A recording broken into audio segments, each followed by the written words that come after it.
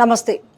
Yes, నిన్న అసెంబ్లీలో జరిగిన పరిణామము ఇంకా అది రగులుతూనే ఉంటుంది. మహిళలను ఆఖరికి బయట కాదు, అసెంబ్లీలో కూడా మహిళలకు అసలు ఒక గౌరవం లేదా అంటూ నిన్న మీడియా ముందుకు వచ్చి సబితమ్మ కన్నీళ్లు పెట్టుకుంది.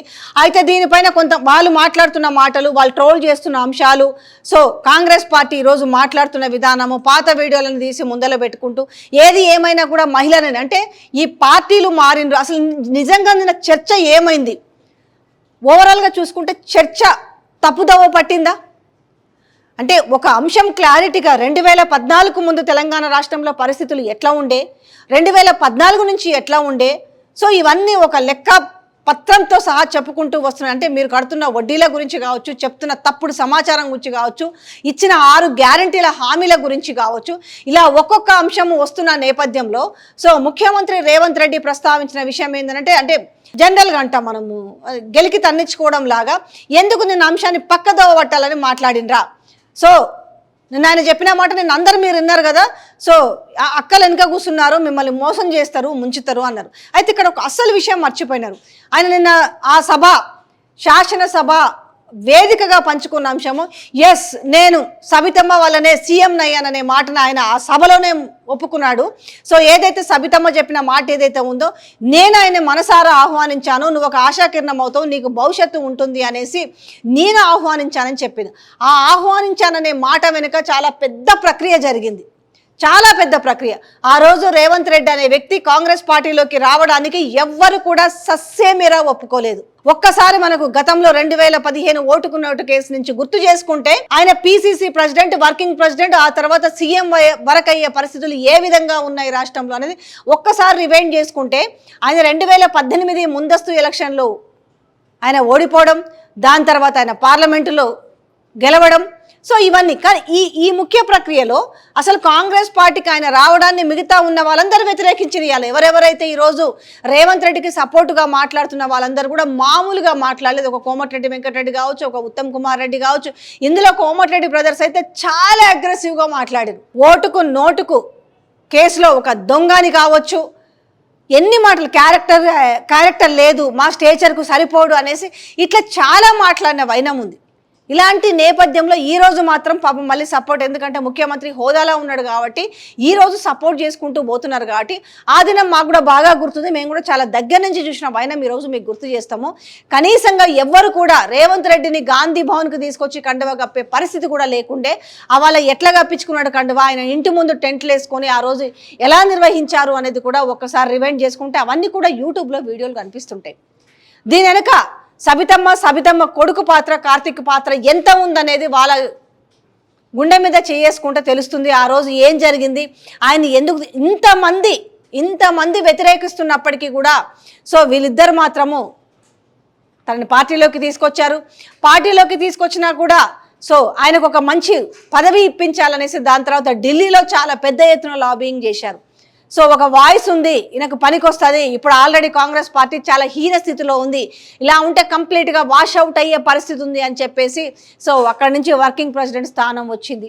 ఆ రోజు ఆ వర్కింగ్ ప్రెసిడెంట్ స్థానం రావడానికి కూడా ఎవ్వరికి కూడా, పార్టీలో ఉన్న ఎవ్వరికి కూడా ఇష్టం లేదు. అసలు రేవంత్ రెడ్డి పార్టీకి రావడమే ఇష్టం లేదు, ఇంక్లూడింగ్ పెద్దలు జానారెడ్డి గారితో సహా. ఇట్లాంటి నేపథ్యంలో సో ఇక్కడ ఈయన వరకు కూడా చాలా స్టాండర్డ్గా ఉందనుకోండి, ఎందుకంటే ఆ పార్టీలో బాగా వేయాలి, ఆ పార్టీ నుంచే పిసిసి ప్రెసిడెంట్గా ఎప్పుడైతే వర్కింగ్ ప్రెసిడెంట్ హోదా ఒకటి వచ్చిందో, పిసిసి హోదా దక్కించుకోవడానికి ఆయన చేసిన ప్రయత్నాలు ఏ విధంగా ఉన్నాయి.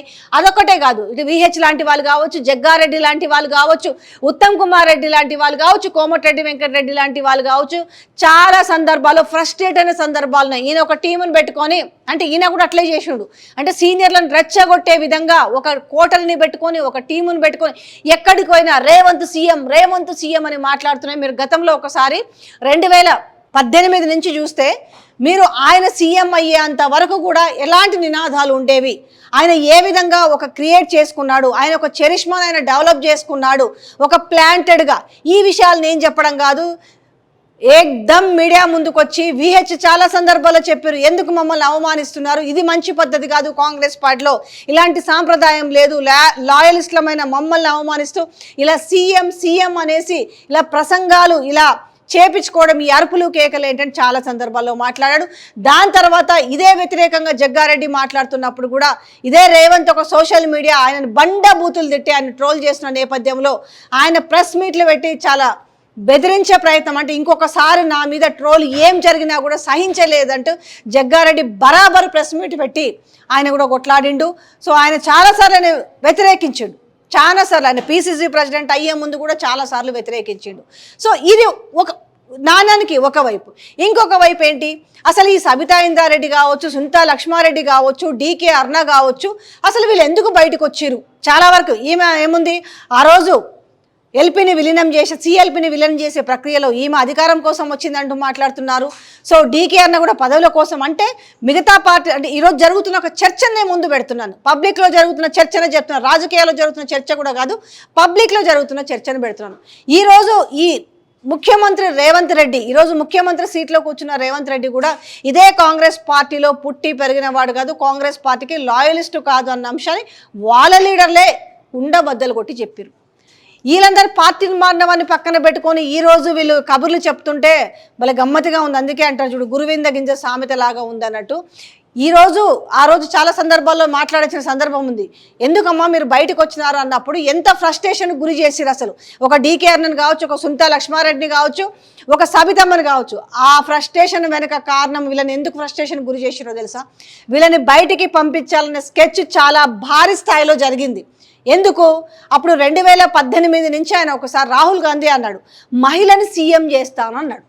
తెలంగాణ రాష్ట్రంలో ఇంతవరకు తొలి మహిళా సీఎం అవ్వలేదు, మహిళా సీఎం చేస్తామన్నప్పుడు అక్కడి నుంచి మొదలైంది ఇంకా షురు.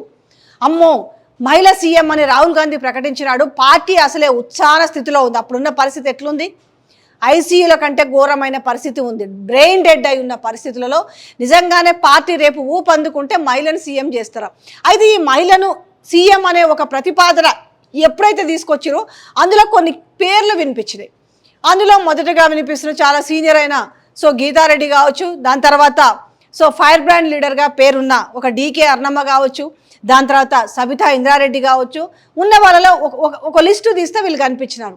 ముఖ్యంగా కొంచెం బాగా ఫైర్గా ఉండి కొంచెం ముందుకు పోయి మిగతా చాలా క్యాబినెట్, ఎందుకంటే కొంచెం గీతారెడ్డికి అప్పటికే వయసు మీద పడుతుండడంతో ముఖ్యంగా ఇద్దరు పేర్లను బాగా ప్రస్తావించారు. ఒకటి డీకే అరుణ అయితే మరొకటి సబితా ఇంద్రారెడ్డి. ఏం చేయాలి వీళ్ళని? రెండోదప్పుడు రేవంత్ రెడ్డి పిసిసి ప్రెసిడెంట్ కాక ముందుకు ఉత్తమ్ కుమార్ రెడ్డి ఉన్న నేపథ్యంలో ఉత్తమ్ కుమార్ రెడ్డి పిసిసి పదవి కాలం ముగుస్తుండడంతో మళ్ళీ ఒక రేసు మొదలైంది. మహిళకిచ్చే అవకాశాలు ఉన్నాయన్న మాట కూడా వినిపించడంతో సో గేమ్ స్టార్ట్ చేసిరు.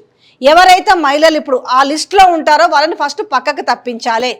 చాలా సందర్భాల్లో మనం విన్నాము, అప్పుడు డీకే అన్న పేరు బాగా వినిపించింది, ఎందుకంటే పార్టీని నడపగల సత్తా, అందులో తెలంగాణ బిడ్డ, తెలంగాణ మహిళ, సో చాలా దూసుకు వెళ్తుంది. అప్పటికి కూడా ఉన్న ముఖ్యమంత్రికి చాలా కౌంటర్గా మాట్లాడుతున్న నేపథ్యంలో డీకే అన్న పేరు కూడా పరిశీలనలోకి వచ్చింది, కానీ నాయకులు ఎవరు దాన్ని ముందల పండియలేదు. ఓ సందర్భంలో నేను కూడా తనతో ప్రస్తావించినప్పుడు, ఎందుకండి మేడం బయటకు వచ్చారంటే, విజయ అక్కడ అసలు పొందనిచ్చిరు, పొమ్మన లేక పొగ ఎట్లా పెట్టిరో, లేకపోతే అన్నేళ్ళు ఉన్న పార్టీలో నుంచి ఎందుకు బయటకు వస్తామనే విషయాన్ని డీకే అన్న కూడా చెప్పింది. అన్నీ మంచిగా ఉన్న చోటుని పార్టీని వదిలి ఎందుకు బయటకు వస్తారు? ఆమె అధికారంలో ఉన్న ఇక్కడ అధికారంలో ఉన్న పార్టీకి అయితే డీకే అన్న పోలేదు కదా.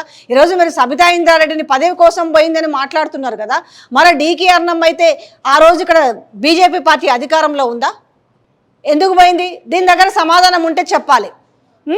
ఆమెను పిసిసి ప్రెసిడెంట్ కాకుండా ఎన్ని లాబీయింగ్లు చేసిరు, ఎన్ని కుట్రలు చేసిరు, ఎన్ని చీప్ పాలిట్రిక్స్ చేసిరు అనే విషయాన్ని ఒక్కసారి గుర్తు చేసుకుంటే అందరికీ అర్థమవుతుంది.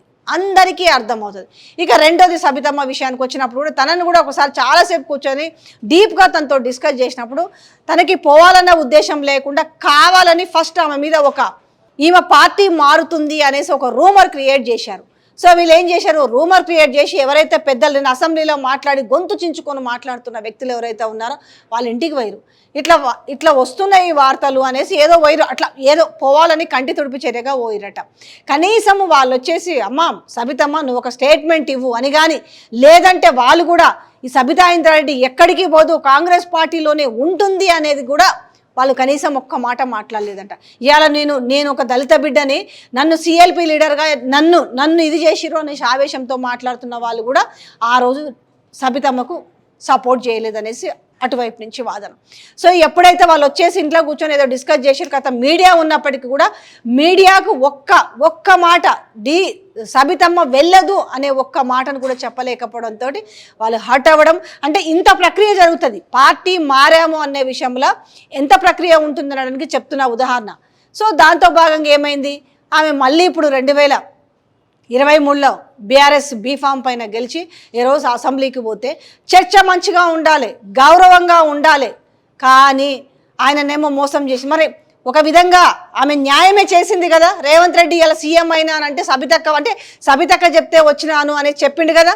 మరి ఇట్లాంటి నేపథ్యంలో మల్కాజ్గిరిలో నన్ను నిలబడమని చెప్పిన తర్వాత ఆమె నన్ను మోసం చేసిపోయింది అన్నట్టు. మోసం ఎట్లయితుంది, సపోర్ట్ చేసింది కదా. ఇవాళ నీకు సబితా ఇంద్రారెడ్డి తీసుకున్న ఒక డెసిషను, నిన్ను పార్టీలోకి ఆహ్వానించి పార్టీలో కూర్చోబెట్టినందుకు ఇవాళ సీఎం సీట్లో అయితే ఉన్నావు కదా, దానికి ఒక మహిళ కారణం కదా. అంటే ఈ విషయాన్ని ఎట్లా మర్చిపోయారు అనేసి తెలంగాణలో ఉన్న మహిళలు గుర్తు చేస్తున్న మాట చెప్తున్నా. మంచి జరిగింది కదా, మీకు చాలా శుభశకునంగా మిమ్మల్ని రమ్మని ఆహ్వానించింది, మల్కాజ్గిరిలో నిలబడమని చెప్పింది సబితక్కే అని చెప్పి మీకు తెలంగాణ రాష్ట్రంలో మంచి అక్క తమ్ముడు అనే మంచి మీకు రిలేషను ఉన్న నేపథ్యంలో సో మళ్ళీ నేను అక్కలు మోసం చేసిరు, నిన్ను కూడా మోసం చేస్తుంది అని అంటే ఎందుకు అనుకోవాలి. ఇవాళ నిన్ను సీఎం చేసింది, మరి రేపు అక్కడ కేటీఆర్ని కూడా సీఎం చేస్తుందేమో కదా. మోసం ఎక్కడుంది, ఇది నిన్ను సీఎం కాకుండా అడ్డుకొని ఉండుంటే అది మోసం అవుతుంది. మరి అక్కడికి పోయి కేటీఆర్ని కూడా సీఎం చేస్తుందేమో అన్న దాంట్లో న్యాయం ఉందేమో అనేసి మీకు సోషల్ మీడియాలో కామెంట్స్ రూపంలో కానీ లేకపోతే మీరు చూడండి ఒకసారి ఎన్ని ట్రోల్స్ వస్తున్నాయనేసి. అంటే నిన్న మొత్తం కూడా సభని పక్కదోవ పట్టించడానికి అర్థం లేని అంశాన్ని నేను తీసుకొచ్చారు. అసెంబ్లీ సమావేశాల ప్రతి నిమిషానికి అయ్యే ఖర్చు అంతా కూడా ఎవరిది, తెలంగాణ ప్రజలది. కానీ ఈరోజు వ్యక్తిగత విషయాలు, మీ రాజకీయ విషయాలు మాట్లాడుకోవడానికి కాదు కదా సభ. డెవలప్మెంట్ ఏంది, బడ్జెట్ ఏంది, ఈరోజు ఏదైతే రుణమాఫీ ఉందో ఆ రుణమాఫీ పైన నేను చర్చ జరిగింది. మీరు పెట్టిన బడ్జెట్, మీరు మొదటి దఫాలో పెట్టిన దాంట్లో ₹1,00,000 రుణమాఫీకే, లక్షలోపు రుణమాఫీకే 19,000 కోట్లు అవసరమైతే మీరు పెట్టింది 6,098 కోట్లు. సో రెండో విడత ఏంది, మూడో విడత ఏంది, మీరు ఒక్క విడత అని చెప్పి ఏకకాలంలోనే చెప్పి 3 విడతలుగా చేస్తున్నారు కదా. 31,000 కోట్లు మాత్రమే పెట్టిరు. ఈరోజు చాలా మందికి, లక్షల మందికి దూరం అవుతున్నారు రుణమాఫీ కన్నా చర్చ జరిగిందా? గురుకులాల్లో దినస్థితి చర్చ జరిగిందా? సాంఘిక సంక్షేమ హాస్టల్లో భోజనాలు, అందులో బలులు పందుకొక్కులు ఎలకలు ఈతలు కొడుతున్న వైనాన్ని గుర్తు చేసిరా? అంటే పాయింట్ టు పాయింట్ బయటకు వస్తున్న నేపథ్యంలో నిన్న ఆ మాట అవసరం ఏముంది అసలు? ఎవరికి కావాలి, తెలంగాణ ప్రజలకు అవసరమా? నిన్న అసెంబ్లీ సాక్షిగా మీ వెనక కూర్చున్న అక్కలు మిమ్మల్ని మోసం చేస్తారు, బతుకు జూబ్లీ బస్ స్టాండ్ అనే మాట మాట్లాడిరంటే అసలు ఆ చర్చ దేనికి అవసరం? నిన్న అంటే ఒక టాపిక్ను డైవర్ట్ చేయడానికి, దానిపైన మళ్ళీ పూర్తి డిస్కషన్ జరగకుండా మళ్ళీ మాట్లాడడానికి ఆమెకు అవకాశం ఇవ్వకుండా మైక్ కట్ చేసి నేను మళ్ళీ పోతున్నా, నేను మళ్ళీ వచ్చి మాట్లాడతా, గవర్నర్ని నేను రిసీవ్ చేసుకొని రాజ్భవన్లో దించేసి నేను మళ్ళీ వస్తా అని చెప్పడము. మైక్ కూడా ఇవ్వాలి కదా, తను ఇంకేం సమాధానం చెప్పింది, తమ్మి నిన్ను సీఎం చేసినా రేపు మరి కేటీఆర్ని కూడా సీఎం చేస్తా అనే మాట ఆమె చెప్తుండే కదా. మీరు కనుక అవకాశం వస్తే బరాబరా విషయం చెప్తుండే కదా. ఇలా ఆ యొక్క సెలవుతోనైతే నువ్వు సీఎం అయినావు కదా, ఆ ఎక్కతో సెలవుతో సీఎం అయ్యి మోసం చేసింది అని మాట్లాడుతుంటే శాసనసభలో నిండు సభలో అక్కలు మోసం చేసిరు అని మాట్లాడిన మాట మరి తెలంగాణ ప్రజలు ఏ విధంగా చూసుకుంటారో నాకు అర్థం కాలేదు. ఏది ఏమైనా ఈ సంస్కృతి అనేది మంచిది కాదు. ఏ ముఖం పెట్టుకొని అసెంబ్లీకి వచ్చినామనే మాట ఏంది అసలు? అది ఇప్పుడిప్పుడే నేను ఆమె చెప్తుంది కదా, ఎమోషన్ అయి ఉంటుంది కదా. నేను ఆమె కన్నీళ్లను వృధా చేస్తూ మీరు వెకిలిగా మాట్లాడుతూ వెకిలిగా ట్వీట్లు చేస్తున్న వైనము రేపు మీకు తగలదా? అసలే ఆడలతో పెట్టుకోదురా నాయన, ఆడోళ్ళ కన్నీటి ఉసురు తాకుతుంది అనేసి మనకు నానుడి ఎప్పటి నుంచో ఉంది. అలాంటిది మీరు శాసనసభలో ఒక మహిళని కన్నీళ్ళు పెట్టడం ఏంది? 20 ఏళ్ల పాటు మీ కాంగ్రెస్ పార్టీలోనే ఉంది కదా, 20 ఏళ్ల పాటు దాంట్లో అవమానాలు జరగలేదా? తను కూడా చెప్పొస్తుంది తన వర్షను. ఉన్న దాంట్లో ఇంకొకరిని పట్టుకొచ్చి ముందులో ఒక ముగ్గురికి మీరు సపోర్ట్ చేస్తున్నట్టుగా ఉండి, ఆ తర్వాత కొండా విశ్వేశ్వరరెడ్డి తీసుకొచ్చి కంప్లీట్గా ఈ ముగ్గురికి హ్యాండ్ ఇచ్చి, ఆ ముగ్గురు సీనియర్ లీడర్కి హ్యాండ్ ఇచ్చి, దాని తర్వాత కొండా విశ్వేశ్వరరెడ్డి వైపు పోయి ఉన్న కాన్స్టిట్యున్సీలో ఇంకొకరిని తెచ్చి కుంపటిగా పెట్టేసి సో 2014లో టికెట్ అడిగితే మేము 2 టికెట్లు ఇవ్వమని చెప్పి 2014లో సో ఎమ్మెల్యే టికెట్ ఇవ్వకపోగా కొడుకుకు మాత్రం ఎంపీ టికెట్ ఇచ్చి సో ఈ సూత్రం అందరికీ వర్తించాలి కదా అప్పుడు. అంటే ఏదైనా కూడా తెలంగాణ ప్రజలకు తెలవాలంటే కూడా ఒక్కొక్క పాయింట్ బయటకు తీస్తే అర్థమవుతుంది. ఏదైనా కూడా డిస్కషన్ డీప్గా జరిగితే అర్థమవుతుంది. 14లో సబితమ్మకు టికెట్ ఇవ్వలేదు, మరి ఇదే 14లో కుటుంబంలో ఇద్దరిద్దరికి టికెట్లు రాలేదా? సేమ్ మళ్ళీ 18 ఇదే రిపీట్ చేసిరు కదా. ఓన్లీ ఎమ్మెల్యే సీట్ ఇచ్చిన ఎంపీ సీట్ అడిగితే ఇవ్వలేదు కదా. అక్కడి నుంచి తెచ్చుకున్న కొండా విశ్వేశ్వరరెడ్డికి టికెట్ ఇచ్చారు కదా. సరే అది గెలవలేదు వేరే విషయం అనుకోండి, సబితమ్మ గెలిచింది అదొక వేరే విషయం అనుకోండి. అంటే మీరు పంపించాలనుకుంటే ఏ విధంగా ఉంటుందనే దానికి ఒక ఉదాహరణ కూడా ఉంది కదా. ఇక పార్టీలు మారిన రెండోది ఇప్పుడు పాపం ఆయనకు అమెరికా టూర్ కూడా చాలా భయం పట్టుకుంది ఇప్పుడు అందరిని. ఇప్పుడు ఎప్పుడైతే ఒక ఎమ్మెల్యే మళ్ళీ గెట్ బ్యాక్ టు హోమ్ అని వచ్చాడు కదా, తన సొంత కూటికి అన్నట్టుగా వచ్చిన ఎమ్మెల్యే మిగతా వాళ్ళు కూడా ఈ యాంటీ డిఫెక్షన్లా వర్తిస్తుంది, అనర్హత వేటు పడుతుంది కాబట్టి ఇంకో 3-4 దారిలో ఉన్నారనేసి రేపు. ఎందుకంటే నిన్న ఒక వ్యక్తి కాంగ్రెస్ పార్టీలోకి పోయి మళ్ళీ తిరిగి వచ్చిందంటే ఎంత కిక్ ఉంటుంది తెలుసా. బై ఎలక్షన్లో గెలిచినా కూడా అంత కిక్ ఉండదేమో. అంటే నాకు తెలిసి ఎక్కడ జరుగుండదు, అట్లా జరిగింది కదా. మిగతా వాళ్ళు కూడా ఆ దారిలో ఉన్నారు. మరో 4 అనేసరికి మళ్ళీ ఇంటింటికి పోయి భయపెడుతున్నారో, బెదిరిస్తున్నారో, బామాలుతున్నారో, కాలు పట్టుకుంటున్నారో, ఏళ్ళు పట్టుకుంటున్నారో, పోదురా నాయన నా సీటు కాపాడుకోలేదు. ఎందుకంటే బీఆర్ఎస్ బలం పెరిగితే సీఎం కుర్చీకి ఇక్కడ ఎవరైతే కూర్చున్నారో వాళ్ళకు ప్రమాదం పొంచి ఉంది కాబట్టి సో ఇప్పుడు వాళ్ళ ఎమ్మెల్యేలను కాపాడుకోవడం ఒకటైతే ఉన్న ఎమ్మెల్యేలను కాపాడుకోవడం కూడా ఒక టాస్క్ అయింది వచ్చిన వాళ్ళని. ఇవన్నీ కూడా పక్క దోవ పట్టించాలి. సో ఇదంతా కూడా ఒక ప్లాంటెడ్గానే జరిగిందనడానికి నేను ఇన్ని ఉదాహరణలు చెప్పుకొచ్చిన. కావాలని నిన్నంతా రచ్చ కావాలని అసెంబ్లీలో కావాలని తెలంగాణ ముఖ్యమంత్రి ఆ మాటని నీ వెనక కూర్చున్న అక్కలు నిన్ను ముంచుతారు, నీ బతుకు జూబ్లీ బస్ స్టాండ్ అనే మాట తీసుకొచ్చిందంటే చర్చని తప్పుదోవ పట్టించడానికి తెలంగాణ ప్రజలను అంటే అక్కడ ఆలోచన రేపే అంశాలు బయటకు వస్తున్నాయి కాబట్టి వాళ్ళు ఆలోచించకూడదు. చర్చ అనేది వేరే దాని మీద డిస్కషన్ రావాలి అనేసి ఆ చర్చ జరిపారు.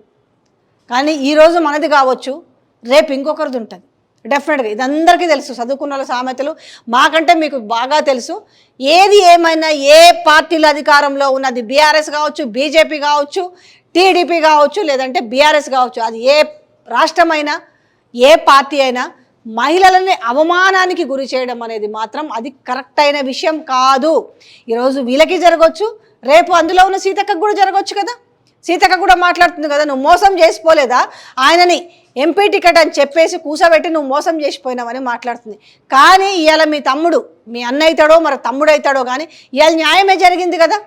సబితమ్మ పార్టీలోకి ఆహ్వానించి సబితమ్మ నీకు మంచి మాటలు చెప్పి సబితమ్మ పదవులు ఇప్పించుకుంటూ పోయిన తర్వాత ఇవాళ సీఎం అయిందనంటే మరి ఆమె దీవెనలే కదా, ఆమె చల్లని మాటలతోటే కదా, ఆమె బ్లెస్సింగ్స్ తోటే కదా. మరి ఈ విషయం ఎందుకు మర్చిపోవాలి? ఆమెకు మైక్ ఇచ్చుంటే ఒక మాట అయితే చెప్పే, తమ్మి నిన్ను చేసినా రేపు అక్కలన్నావు కాబట్టి ఈ తమ్ముడిని కూడా సీఎం చేస్తానే మాట మాత్రం బరాబర్ చెప్పేది. ఇలా అవకాశం వస్తే మేబీ చెప్తుందేమో కూడా తెలియదు.